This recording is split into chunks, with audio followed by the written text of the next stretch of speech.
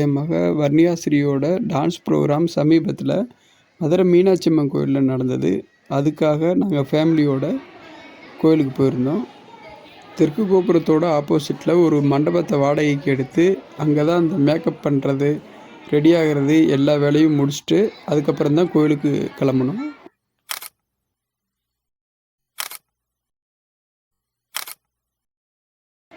காலையில் 11 மணிக்கு மீனாட்சி அம்மன் கோயிலுக்குள்ளே டான்ஸ் ப்ரோக்ராம் நடக்கும். அதனால காலையில் 7 மணிக்குள்ளாக மண்டபத்துக்கு வர சொல்லிட்டாங்க. அதுக்கப்புறம் எல்லாமே ரெடியாகி செக்கிங்லாம் முடித்து கோயிலுக்குள்ளே போயிட்டு என் பொண்ணோட ப்ரோக்ராம் 1 மணி நேரம் கழித்து தான் ஆரம்பித்தது. ஃபஸ்ட்லேருந்து ஒவ்வொரு குரூப்பாக ஆடிட்டு 1 மணி நேரம் ஆயிடுச்சு என் பொண்ணு டான்ஸ் ஆட. இந்த மீனாட்சி அம்மன் கோயில் மேடையில் எவ்வளவோ பெரிய ஆளுங்க டான்ஸ் ஆடியிருப்பாங்க.